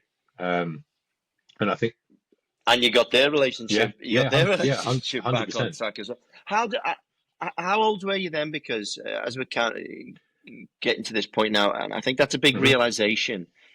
And it's a lot. It's a lot to take on, and it's a lot to kind of accept that I've been the biggest problem with even with my Yeah, parents. So you'll feel again, you'll feel shame, because I've heard rejection yeah, and yeah, shame yeah, a lot. What you've just been yeah, describing, and then that's a lot for you to. We talk about look, we have got to release stuff. We've got to process sometimes, yeah, let it go, be at peace yeah, with yeah. this stuff. How did you manage to come to peace with all of this? Um, weirdly, uh, I was already. I'm trying to think when I recovered. I started to recover properly at 27. I think I was about 32 when I actually sat down with my mum and dad and had a full, Wow. like, probably the most honest, real conversation about everything, about how I felt, how they felt, the shit that I never realized that they felt, um, things that they discussed in private away from me. Um, and I think that in itself, I think by the time I'd had that chat, I'd already proved to them that I'd recovered. Um, obviously, the at 27, I'd got back into work. Oh, at 26, I got back into work. At 27, I was given an opportunity to move up to Sheffield for another job, um, that was almost double the wage, half the living costs of living down south, and it was kind of like a real moment of, like, again, it's a phrase I use with my clients. But it's like there are times when you've got to put your big boy pants on and kind of, right, I've got to look after myself now. Like I can't have my mum and dad mollycoddling me at 27 because it's not right. I have to test myself if I am able to cope with the big wide world on my own. Obviously, I've got them as a support on the phone, but I'm going to be 250 miles away from them. Like, I'm out of sight. I have to look after myself, and obviously that's what I decided to take that calculated risk, of moving up to Sheffield for my new career, and it was all going well. And then 6 months in, I got made redundant, um, and Wow. then more More rejection. rejection. And that's when obviously my dad was like, "We'll pay your rent for the next 6 months. Come back home. It's all good." I was like, "No, it's like just wasting money. I'm gonna go on holiday," which again, another big step, which I didn't even realize I was doing. First solo holiday on my own. Um, I'm not saying, I guess travel does broaden the mind, but I wasn't doing that. It was more just putting myself out of my comfort zone. And I didn't know what, but there was like Mm. seminal moments of things that I was doing. As I'll go on holiday, I'll kind of take stock of where I'm at. And while I was away, I kind of looked what other jobs were around, and I'd applied for a few. And then when I got back, I met someone. I went on, Plenty of Fish, and it was the only person that I had matched with, that lived, like 15 minutes away from me, and we got chatting. And again, I'd not had a relationship since I was about 17. So for 10, 11 years, I was very much a single Pringle. Um, and obviously, even like sexually in that time, I had this, I guess I'm happy to take the piss out of myself with it, but I didn't have an erection for 10 years.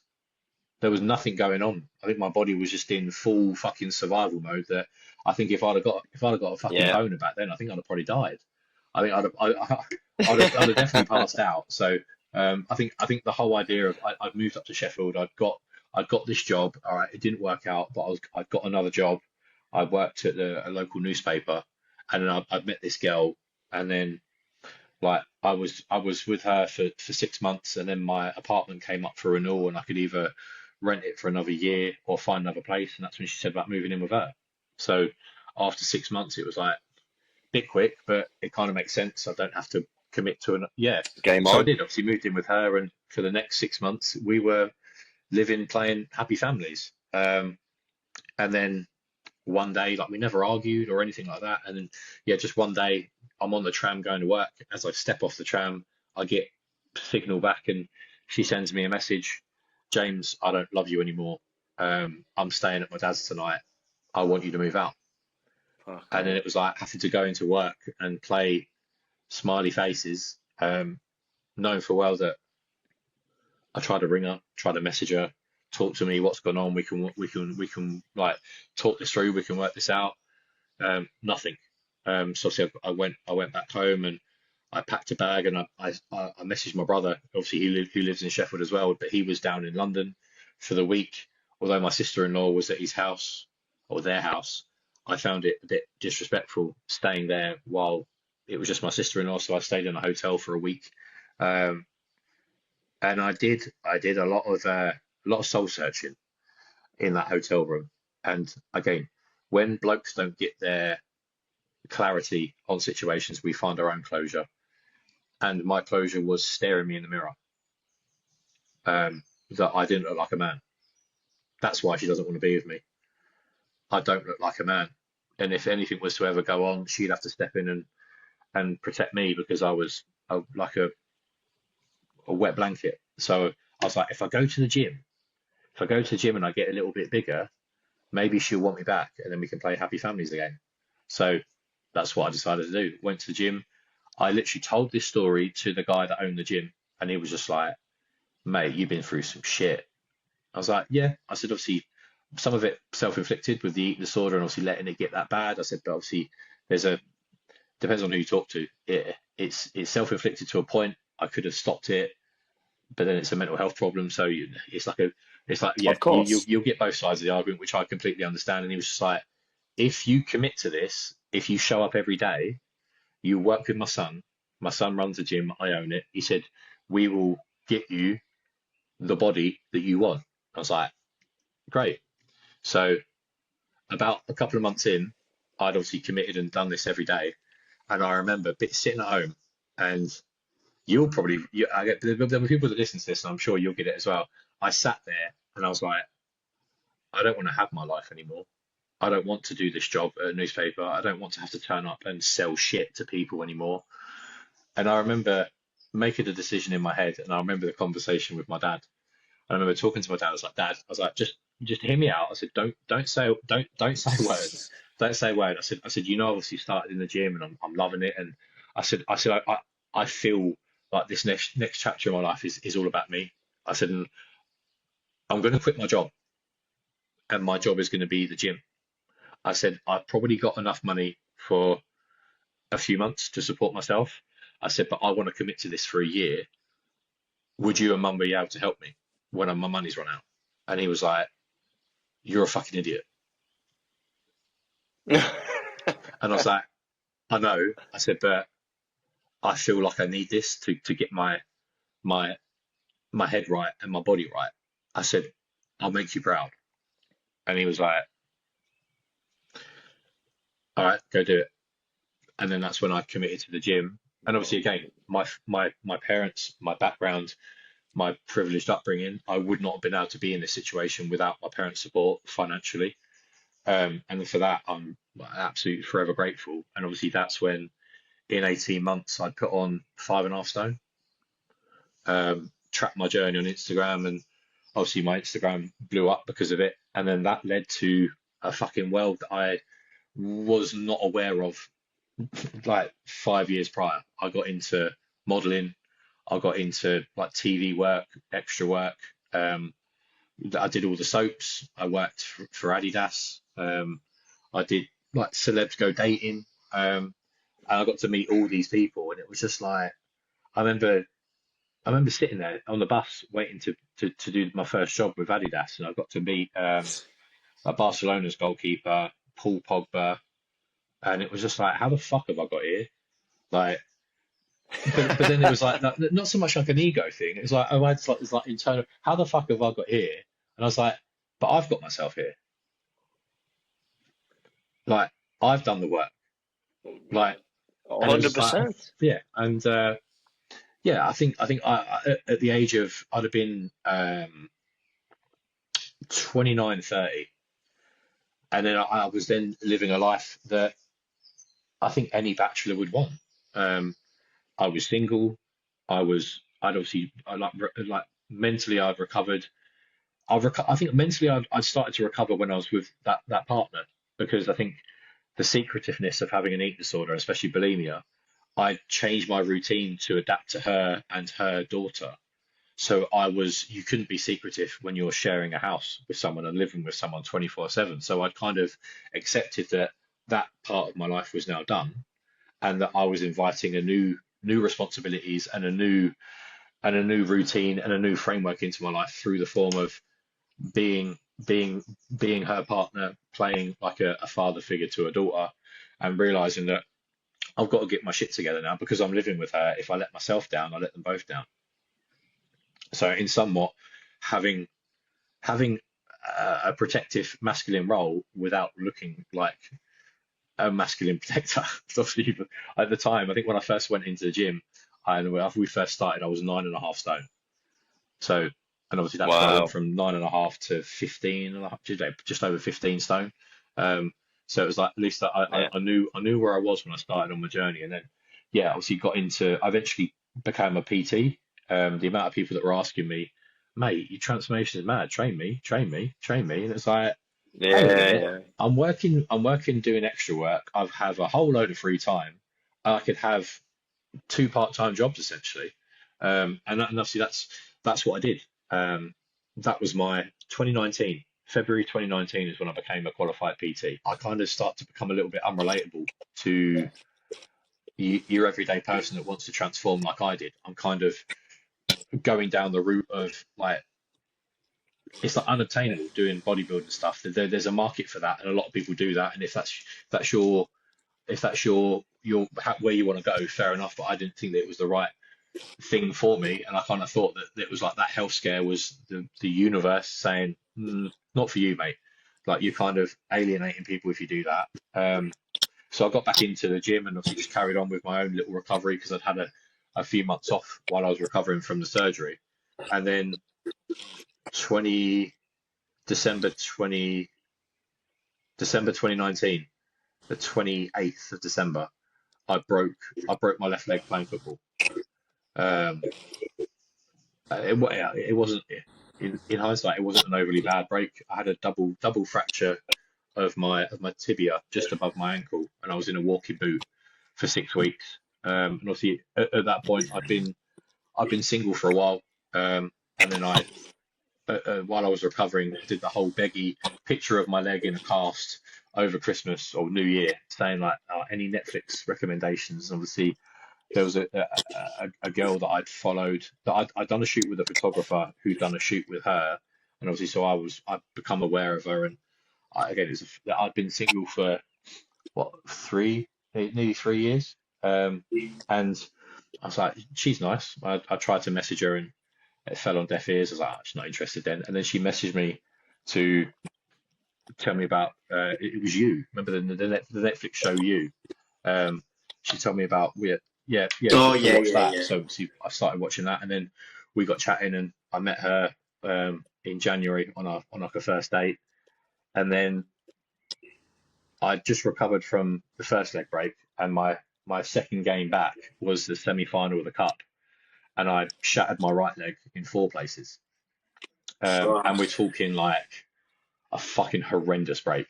Um, Luckily, obviously after the left leg break, when I came back, I started to wear two shin pads. So I wore like the compression sleeves that had like it was like it was like a shin pad. They're like the technology that when it senses an impact, they clench up, and then I'd wear my socks and then put my shin pads over the top. Had I not have worn the double shin pads, my bone would have come through the skin. The break was that bad. So oh. obviously, luckily, I didn't have to have surgery. I had to reset it, and then I got let out uh, a couple of days before we went into lockdown. So my lockdown would have been the same, had we were in a global pandemic or not. From a cast from toe to bollocks in my right leg, couldn't move it, and that was a big test for me because the guy that was routined and structured, that had to train every day, every other day, well, no, every day, um, to keep his head right, couldn't train anymore. So while I was in hospital, I bought some adjustable dumbbells and a bench. I made a right investment on that because you remember the prices of everything went yeah. So I think Yeah, I yeah, had them yeah. weights for I think 2 years, and I sold them for a profit after lockdown as well. So, but I committed to some stupid regime in my head that the doctors told me I was a fucking idiot for, and everyone thought I was a fucking idiot. That I wanted to walk 2 miles a day, even if it was on crutches. I wanted to walk 2 miles a day, and then when I came home, I was doing 1,000 press ups a day, and then just some weighted stuff with the dumbbells. So it's like some shoulder work, some chest, and some arms. I couldn't really do a lot on my legs. And that was the regime I set myself for. And obviously, people were like, "You're fucking mad. Why are you doing that?" It's like there's fuck all else to do. You're either gonna sit home and struggle, or I'm gonna keep myself so fucking busy that it's just gonna be like, And were you sharing that no, journey as no. well? That was the weird thing. Like I at the time, back in December 2019, I had about 90,000 followers on Instagram. So through the whole leg break ordeal, which obviously lasted about 18 months, I lost about 20,000 followers for not posting. Obviously, Wow. the good side of that is that it kind of showed me how fickle social media was, and that Yeah, yeah. I had become addicted. Like Instagram had become my job, despite the fact I never monetized anything. It became my job, and I felt attached to Instagram. I was addicted to it, and I think that gave me a little bit of clarity. I think in regards to like what was important, and the whole idea of chasing likes and followers was fucking pointless. There was, but I think it's weird because I'm not what I was doing was probably what people were doing when they were 18, chasing likes, chasing followers, chasing validation. I was chasing that at 30 because I'd never had it. So I was very much late to the party with stuff. And I think, yeah, I kind of the weird thing and the complete being completely honest and brutal with myself, and my partner can vouch for it. I'm 37, but I'm still, when it comes to relationships, I'm still quite emotionally immature because I've not had many relationships. I still I avoid confrontation like the plague, and I'm starting to become comfortable with the uncomfortable. Obviously, the things that have happened in my life over the last 18 months has kind of proved that I have to be different. I have to do things in a better way. But I think it's the fact that I haven't got the normal life experience of someone at 37. Because obviously and obviously Yeah. that's just the what's happened, the 17 to 27, when you should be out like a fucking idiot, making your mistakes, learning from life lessons and learning about the world and other people. I didn't do that. So I was kind of late experiencing all this shit, which probably opened up a whole world of shit for me, to be honest, because again, I don't really want to go into it in too much detail because, to be honest with you, she doesn't deserve the airtime. But this girl who I met obviously at the start of lockdown turned out to be who I thought was the person I was going to spend the rest of my life with. So we were together for 4.5 years. I saw us during lockdown as we had bonded together through, for the first time in my life, someone had helped me when I couldn't help myself. There were things that I physically couldn't do that she did, and I couldn't work out why someone else was being nice when I was the person that would usually go out of my way. Because I don't drink, well, I do, but not. I'd only have like one or two. I would always be that person that would pick people up, take them home, drop them off, make sure they got home safe, and I'd get them shopping if they couldn't go out. And obviously, this woman was doing it for me, and it was like I can't quite work out what's she game. And obviously, I kind of relented on that. I'm just like, she's just a nice person. I've actually found someone that was nice, which at the time I should have seen I should have read the signs, but again, emotionally immature, emotionally naive, thinking the best because I had mixed my feelings in with someone. So you always give them the benefit of the doubt and you see it through rose tinted glasses.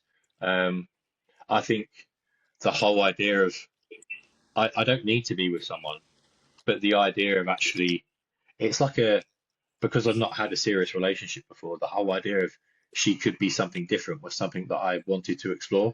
Um, and as a consequence of that, I forsaked a lot of red flags, um, a lot of red flags. And it culminated in me obviously moving away from Sheffield to where she lived. Um, and it's when I did that that things kind of changed because I was then in a city that I didn't know. And all I knew was her. I didn't have any friends from there. I just started up my new job as James, the mental health PT. So I went from being a, PT in a gym to online coaching, and I kind of wanted to use my eating disorder as my niche. Obviously, Yeah. even back then, we were talking like 2021. I wanted to be more focused on the habits, the mindset, the changes that you make upstairs. And as a consequence, your body will change when your mindset changes, rather than just, I want to get in the gym, I want to get a six pack because I'm going on holiday and I want to look good so I can fuck a whole load of girls. It's like, there is a space for that, but that ain't me. Like, there's plenty of PTs that would, that's their job. Go and find them, because if you come to me for that, I will politely tell you to fuck off, because that's not what I'm about. I'm about making the real changes, like the deep rooted like changes into your routine, understanding who you are, who you want to become, and then creating structure to get you to that person, rather than just, I'm going on holiday with the mates, I want to look shredded. It's like, well, yeah, it's not me. That's not me. So obviously, I found my Yeah. space as the mental health PT, and obviously when I was living in Huddersfield, I did some work with the NHS. I got involved with the council. I sat on their suicide prevention and self-harm team, so we were kind of involved in, like, the stats in Huddersfield for men's suicide rates were fucking horrendous. I think it was my first in yeah. Fucking horrendous But anyway. I think then that was my first real looking at the stats. Obviously, you hear it in the news, and I hadn't really done a lot of research personally myself. And it's like, to have these stats like in your face, it was just like, fucking hell, it's scary. Yeah. Um, Yeah, James, the one that gets me, and I say it time and time again, and I just can't believe how everybody's not walking around going, what the fuck? And as humanity, we're not doing something mm, collectively to change, is that it's the yeah, leading cause of death between like yeah, 15 to 45. It's the yeah, leading cause of death. It's like that is which started me on my journey of trying to do help, because I'm like, that's yeah, fucking insane. And I'm not hearing all the fucking. Why aren't all the world leaders? Why aren't we? mm, Because we're humanity. We're a collective consciousness of fucking human beings. And if we're killing ourselves at an alarming rate above every other fucking thing, yeah, above diseases and shit, we've got it fucking wrong. And I know we can do something different. And I was listening to you there, and I'm just thinking, fuck. Look at all the stuff that's gone on. Just rejection, shame, let down left, right, and centre.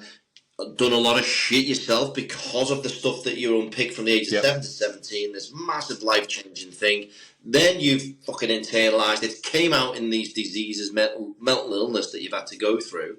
Then you've had the problems with hmm the women, and that we yeah, kind of get into one now.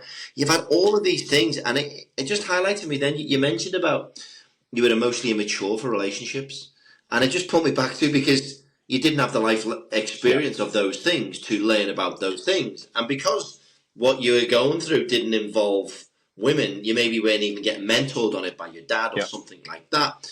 And again, it just goes down to what we're saying is, if you would have learned about the relationships hmm along the journey, then you would have come in a yeah, bit more educated. It's like you now, because it's all about experience, yeah, or we've been taught. And a lot of men's mental health, or mental health in general, is because we're experiencing all of the shit, and we don't know, we don't get told, yeah, these are the tools. This is what it is. This yeah, is what it really means. This is what it is. So we're just not given this bit. I think we can get it from an early age. Well, we can, yeah, because it's yeah. fucking No, there. 100% agree. And I think that's obviously, yeah, okay. Yeah, I think you are spot on. I missed out on the opportunity of learning from a younger age, and again, having, yeah, because I wasn't having relationships, I didn't have to have that talk. My parents didn't have to have that talk with me. But Yeah, and it made it really. I was listening. I was going, mm, of it is course, it of is I mean, course, he's going to be in that that's the position. thing. Obviously, like I have to take ownership of a lot of things, because I have made some silly, immature choices, and I've made choices out of love, and obviously using my heart rather than my head. But I think it's like the things that are happening. I'm doing at a later age, which are probably causing me more internal pain and stress, because I'm older and I have more responsibilities at this age, where these are the sort of mistakes or life lessons that you probably learn in your late teens, early 20s, which you don't have Yeah, yeah, yeah, you don't have makes the sense. responsibility of. keeping a roof over your head because you're living with your parents. So you can't, and you have your parents and your support network as your go-to people to help you through, make that transitional period back into the big world, wide world, with these new lessons and experiences that you've learned. And so, yeah, I think what had happened was, obviously I'd separated myself from my friends and my family, obviously with my brother being up in Sheffield, and then obviously things became all consuming in Huddersfield. Things became uh, strained, strained, but always like your body, you're a fucking dickhead. When things were good, it was great, and when it was bad, fuck me, it was bad. So I lived for the good times, and when we had the shit times, I stayed true to, yeah, but when it's good, it's really good. Um, and because I had, Well, just on what you've just said there, because I work with a lot Mhm. of men on this, and in our first two questions around love and relationships, the first question is, do you understand your Yep, non-negotiable values yep, within a relationship? Your second one, have you had the discussion hmm with your partner? I would say 90% of men kind of look at me blank and go, I don't think I really understand my values. And the second one, have you had the discussion with your partner? It's like yeah, yeah, 99% say no. The vast majority. So what you're describing there, the vast majority of men I'm working with are naturally kind of walking into relationships or in relationships, and it's built on yeah, jelly, the yeah, foundation, and they do accept things like this. Oh yeah, but she's good over there. And this, it's like, well, hang on a minute, let's reset. hmm What means something to you? Have you had this discussion? Let's implement some boundaries. Let's kind of put some strength into this relationship. yeah, Let's try and build it. Is it the right one for you? So it's not just because of your background. I would say the majority of men are sitting in relationships that they are not hmm 100% happy with, or yeah, not even 80% happy with, because they don't understand the yeah, framework of how to yeah, communicate and how to yeah. No, protect the I relationship. think you are absolutely spot on with that. And I think we did have a chat. Um, she had a rule, I had a rule. Um, and my rule was the same, which it didn't matter about it as her. It's my rule in this relationship as well. I won't do anything that I wouldn't feel comfortable you doing. That is, to me, that's a rule that kind of encompasses everything, because it goes into cheating, messaging other people, like flirting with other people. Like if I'm comfortable with you doing it, then I can do it. If I'm not comfortable with you doing it, I can't do it, because I'm not going to be a fucking hypocrite.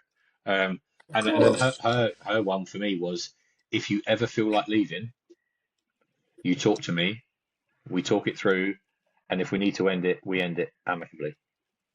And I was like, right, fair.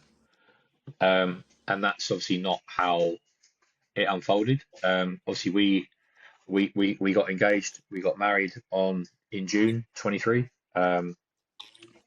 5 months later, I found out that I'm infertile, due to a genetic defect that I was born with. That obviously was undiagnosed, because obviously for a lot of my adult life, I hadn't been like sexually active. I haven't been at a point where I felt like I was mature enough to have that discussion about having kids, because I was still kind of finding myself and learning about myself.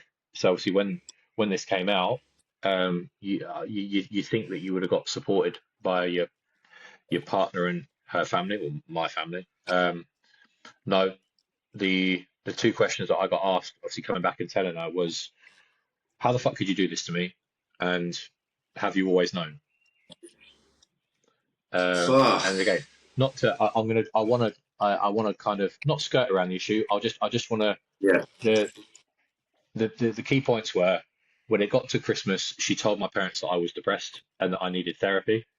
Um, I, happy wife, happy life, probably the worst saying that you can have, because it completely emasculates you as a man.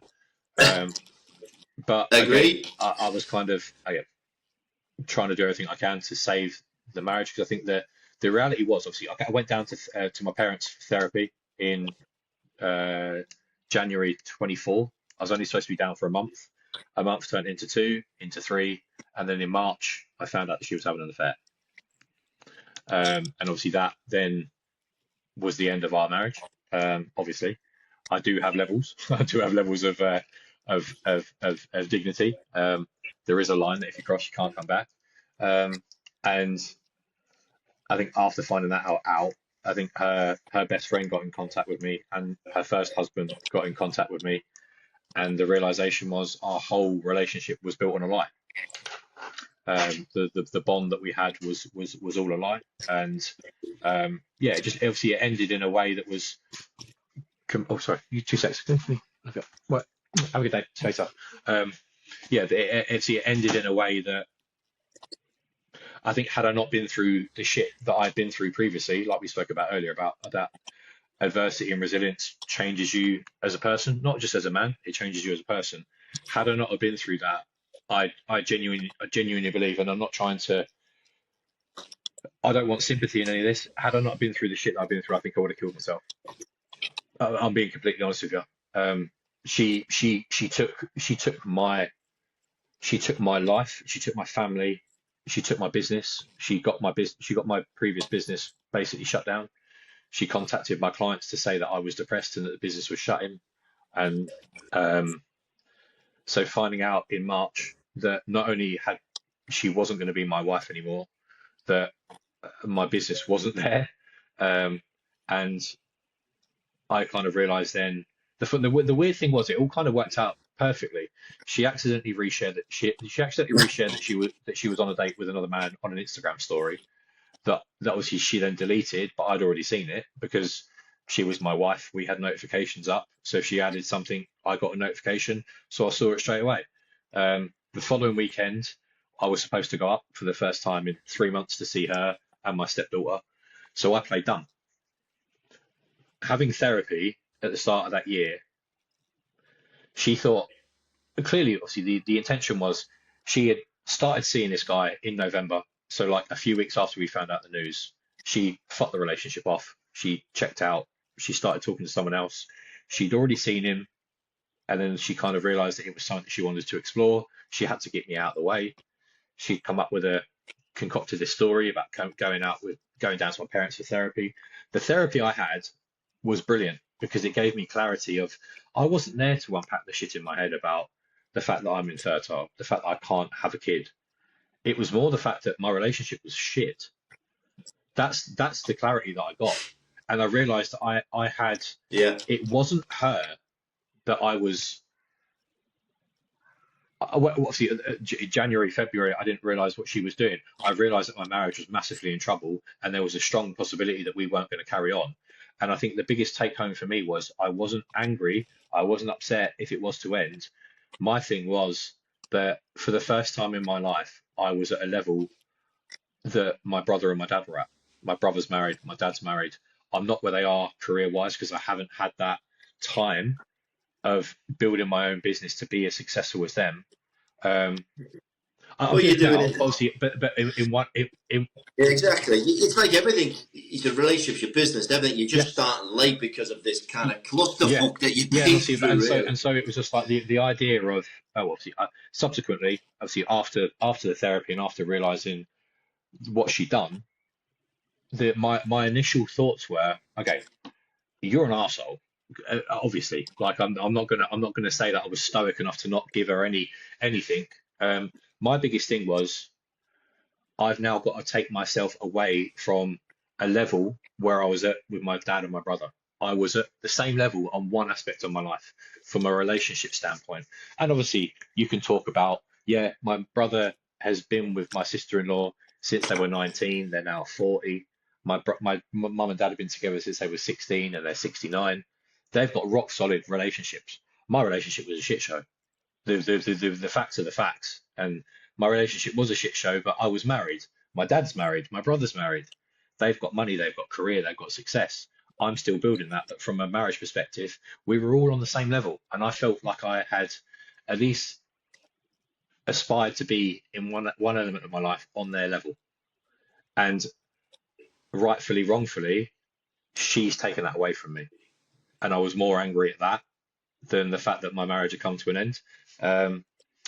I went up and confronted her that following weekend.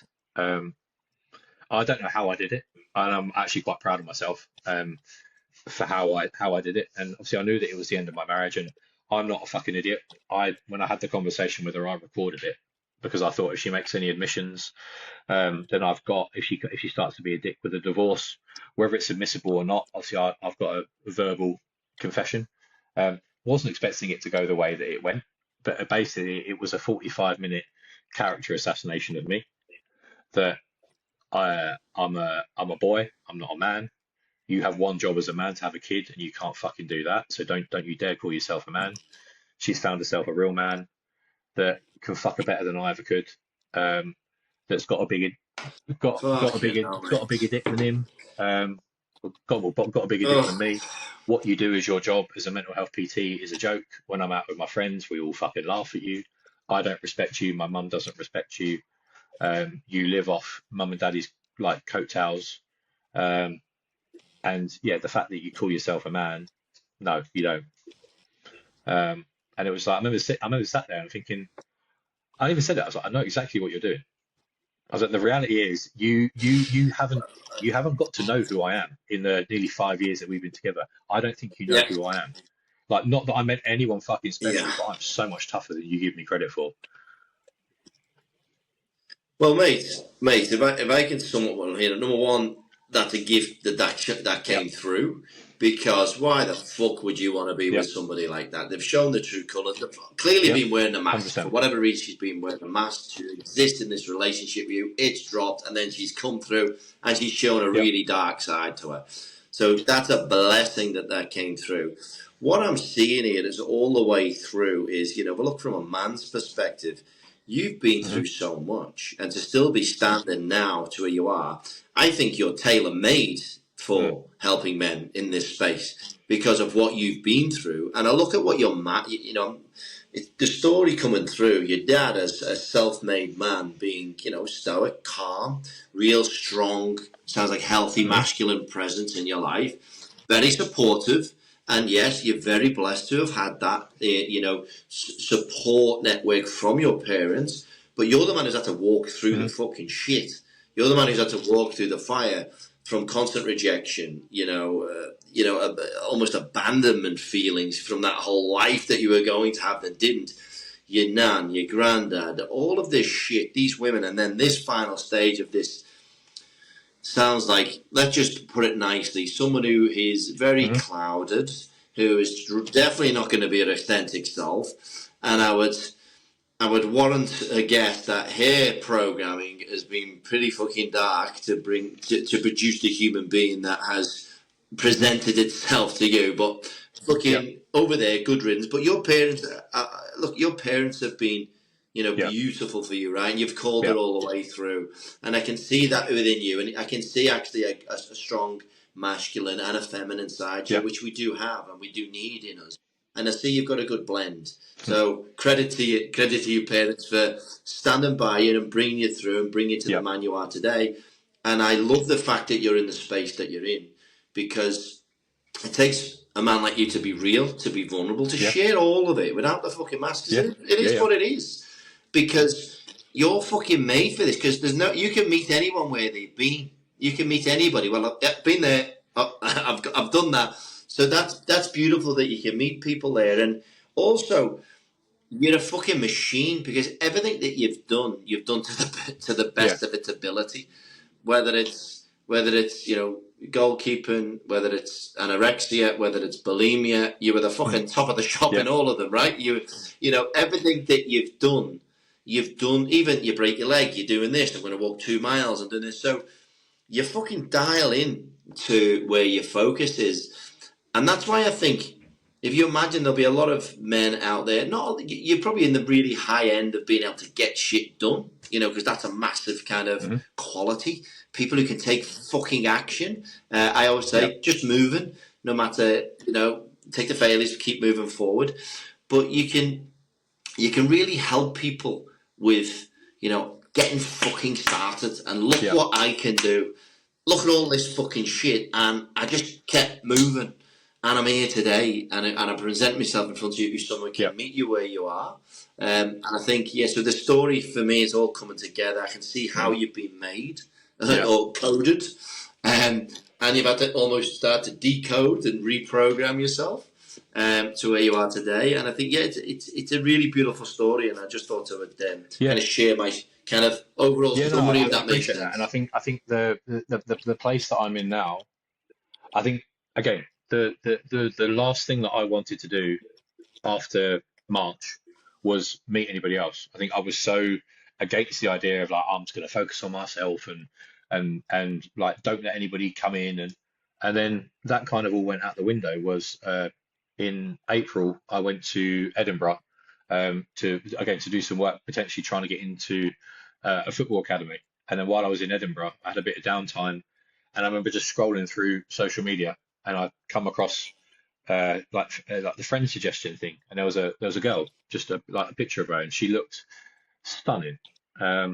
And like walking around Edinburgh, and I'm just like, we've got a mutual friend, a guy from football, and it was just like, fuck it, connect. And within, I don't know, 10 minutes, she's connected. She accepted my friend request, and I then get a notification that she's followed me on Instagram, so I follow back, and she's liked a couple of pictures. I've liked a couple back.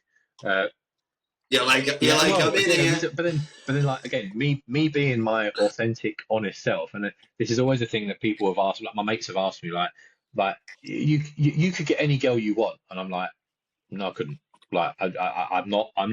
I may look like I'm confident, but I'm not very confident. I have a very unique way of doing things, and my opening message to her was a voice note of me saying like, I'm in the weirdest place in my life at the minute right now. You've probably seen on my Facebook profile that I am married. Um, I am technically married, but I'm separated. Um, I'm 35. I'm currently living in my parents' spare room. I don't have a place to come go. Like I don't have a place I can call home at the minute. I don't have a business. Um, I'm in a very weird transitional period of my life at the minute. I'm currently in Edinburgh for work, and I'm looking at potentially moving back to Sheffield very soon. If I do, can I take you out for a coffee? And she was like, and she was I just love like, that. that's the most honest message I've ever heard. She said, yeah, I'd love to go out for a coffee. And then that's we are now 18 months in. And a couple of well, about that month ago, I moved in with her. So we've been on an incredibly difficult journey, but for the first time in my life ever, and I'm annoyed she's gone out now, but she have to listen to this back. Like, and I will happily blow smoke up her ass, because not only is she visually, like, she is absolutely stunning. Like, she's a model, and I know that could come with its own. I know when I mentioned to my friends, like, oh yeah, I'm going to go, I'm moving back to Sheffield, and I'm going to go on a date with a model. They were like, mate, will you just fucking like date normal? Like, again, the image of a model is probably like love themselves, like, I don't know, probably not the best kind of is that kind of like marriage material type of person. But again, the thing is that you shouldn't judge a book. You should not judge a book by its cover. Of And course. getting to know Kay, like, she's been through a lot of shit that I've been through just from the female side. So when I started to talk to her about the things with my ex-wife, she got it. She knew what it was like to get the like emotional control. She understood it, and I remember saying to her, like, if whatever happens between us, I was like, this next year of my life is going to be wank, because I'm going to have to go through a divorce, and I know that a whole load of mud and shit is going to be slung. And if she knows that I'm seeing you, she will have her spies everywhere, and I'm sure that you'll get sent shit. And I said, the one thing is, if it ever gets too much, leave. If you get told anything, talk to me, ask me. I said, and I will give. If it's true, I'll tell you it's true. If it's not, I'll tell you my side of the story. And that's how it's been. I think we've had a very much an open communication channel from the start of our relationship, which is, again, if I don't learn from what I did with my ex, then I'm a fucking idiot. And I was too scared to communicate with her, because I knew it would just, it wouldn't, I was never listened to. That's the issue. It's like I was allowed, she was allowed to have her say, and then the moment I started talking, it was the constant interrupting, the interjecting, and it's like you do that 4 or 5 times, and I'm like, you know what? Fuck it, I'm not talking anymore. Oh, that's it. You walk away. You Yeah, fucking yeah. pussy. No. Don't communicate. It's like, what's the point? It's like banging my head against a brick wall. No, if you want to survive in a relationship like that, you have to shut Yeah, your voice, and you just kind of whatever. And you can be in a relationship like that and surrounded by people and that feel was it. completely alone because you just fucking Yeah, you just shut up. I know, so I know the feel. I've yeah, been in a previous but relationship, and again, people look at you as a big lump, and I'm 6'4", mm, you're 6'4", big guys, and you're like, fuck, it just takes the life out of it. It sucks straight. It's like a fucking yeah, sunshine it vacuum that was. you're next to. It was. It I think it is. was more like when obviously when I confronted her about everything, and she called me a boy, and it was like, I am when I'm with you. I think that's the Yeah, yeah, and you've yeah, now and blossomed. You've now blossomed. So look, to wrap it up, I'm really glad that you met the mm, woman you're with today, and it resonates because my partner Katia, very, very, very similar. I've been with her just over 2 years. Very beautiful, stunning lady, but also a yeah, really pure soul. It sounds like you've got that, and I think that's it. Really, yeah, we yeah, need that. We, having that allows me to. I'm calm, I'm happy, I'm centered, I'm grounded, and I'm doing my thing, knowing I've yeah, got my woman at my side, and it's very supportive, and I love that about her. I love that you've got that too. I go back to what I said earlier. This story, the pain that you've been through, is one of the greatest gifts for humanity. Is these pathways, and again, I'm looking at this stuff saying, "Fuck me." So many people can learn from this, and you can meet mm, so many people where they are. And you can be an advocate for the eating disorders. You can be an advocate for, people, footballers. As you say, getting into yeah. things. I think that's powerful because, as I say, I go back to Gary Neville talking about it. It really put the light switch on it for me, and you've done that today. So yeah. Is there anything else you'd like to share just before we wrap up? Because I think it was just it's obviously in been terms of like the rebuilding process for me, obviously in the same time as meeting Kay, I think we got together in April. We then I took her to Dubai in May, and I did a couple of podcasts while I was out in Dubai, and then that's when I got back, I kind of realized who I was and who I should help. And I think that's obviously where August last year is when I relaunched. Well, not even relaunched. I launched the new business. Obviously, I stepped away from the mental health PTing, and then I kind of stepped into the high performance and mindset coaching. And obviously, my business is called the Ultimate Body and Mind because I kind of feel that it's obviously it's a lot of elements of what I did as the mental health PT, but just on a to me it's on a more powerful level, and I think it's more of an attractive proposition for someone working with the ultimate body and mind rather than having mental health splashed in their name. Like I well. Yeah, well, mate, the mere description of that, the ultimate body and mind, it's almost like the mind should Yeah, become first, right? Because yeah, the mind is the thing that's going to create the body, and that's the thing that you need. So I love that how you've blended that in, and we will share that when we put this podcast, and we'll obviously be collaborating when you're pumping towards you because more men. I agree with you. There's men who might say they mm, want shredded abs, but yeah, it's all up here, the thing that they want up here. So let's start here yeah, and do it properly. yeah, You can have the shredded abs, do it deep, do yeah, it foundational. And I think working with like yourself, for me, if I was going to pass over someone into that space, I would happily put them yeah, towards you and say, there's a safe pair of hands yeah, that you can go yeah, yeah. to, you know what I mean? An actual Sweet, there safe you pair go. of hands Yeah, as a Michael, goalie it's as been well. there. What up? Yeah, but yeah, I think that's what it is. I think like you'll know firsthand that your life kind of sometimes it dictates where you go, and you kind of realize where you take stock of where you're at and the lessons that you've learned, what you should be doing, and who you should be helping. I think that's obviously what again it takes the rug to be pulled underneath your feet to kind of give you a bit of a header wobble and realize that I'm not where I should have been, and this has enabled me to kind of do a full reset.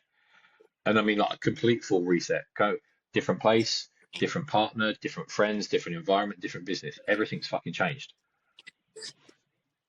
Mate, we learn, we kind of adapt, we Yep, shed our skin, yep, we go again. And mate, you're looking mm, healthy, you're looking strong.